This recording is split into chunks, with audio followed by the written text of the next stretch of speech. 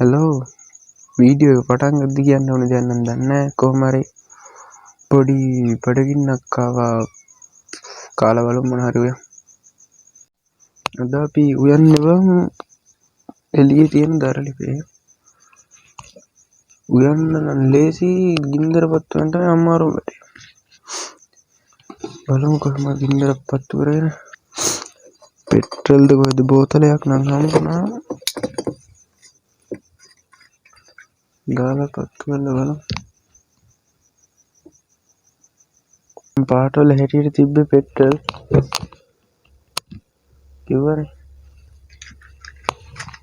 ගින්දර නම් පත්තු කරගත්තා. දැන් යන් හාල්ටියක් කරන්න. අපිට හාලෙලින් ස්පොන්සර් කරන්නේ රත්න නෝඩු සහ රත්න.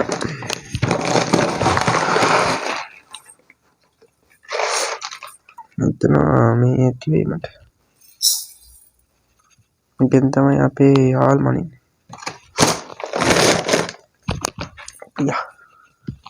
හාල් මචං ලිපේ තියන්න කලින් දෙපාරක් විතර හොද ගන්නවා.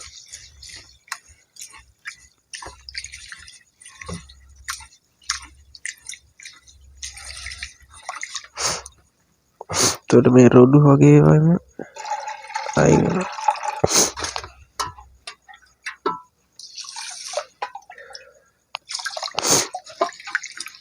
එතකොට හොදලා රොඩු වගේ තියෙන එක අයින් කරගන්නවා.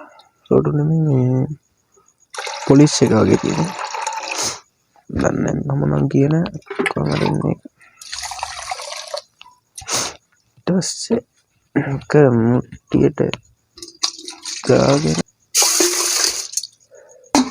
මුට්ටියට දාගෙන බලන්න ඕන මෙන්න මේ පුරුකට වතුර මට්ටම. ලුණු දාමු.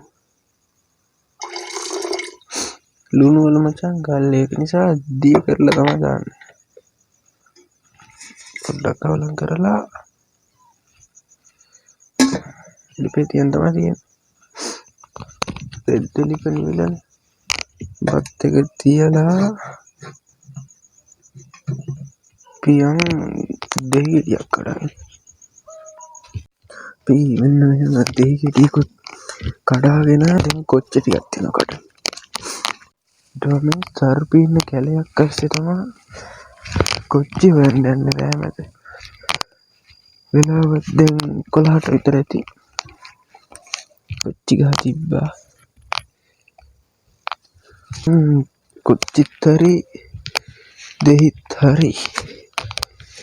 දැන් තියෙන අපිට පොල් ගෙඩියක් ඔයා මෙයා ගන්න. පොල් ගෙඩියක් ඔයා මෙයා ගමු.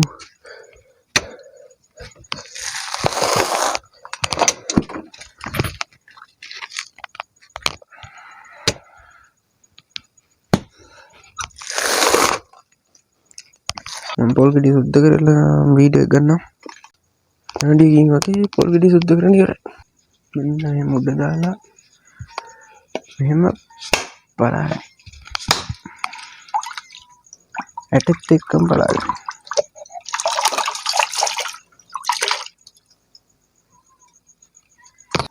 දැන් තියෙන්නේ පොල් ගාගෙන එකක්.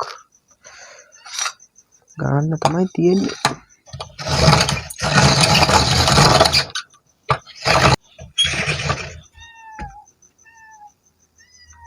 තනියෙන් ඉන්න නිසා බං මේ පොල් ඇති. කොච්චර ටිකේ නැටි අයින් කරලා හොල්ල දාගන්නවා මේකට. ඊට පස්සේ ලුණු කැලක්.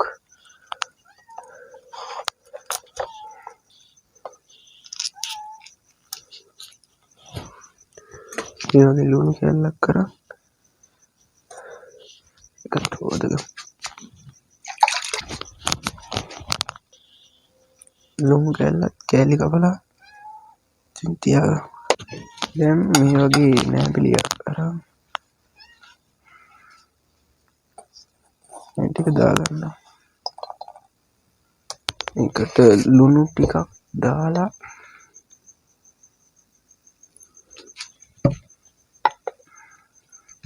දෙහි පස්සේ අඹර ගැන්ඩලක් තමයි තියෙන්නේ.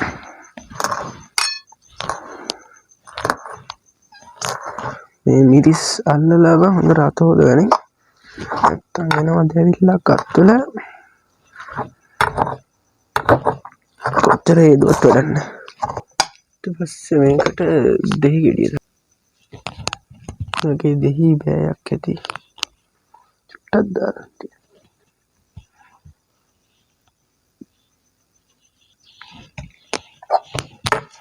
ඊට පස්සේ ටිකක් කාලම් කරලා කන්න තමයි තියෙන්නේ.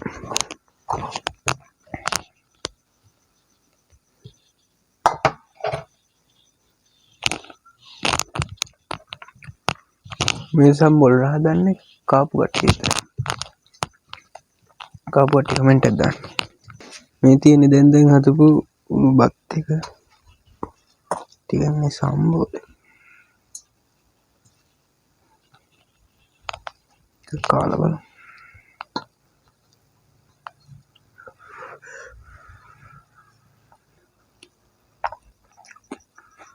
ඒක මරු. ඔයාලටත් බඩගින්නක් ආවම අනිවාර්යෙන් මේක හදන් කන්න. බඩගින්න ඉන්න එපා.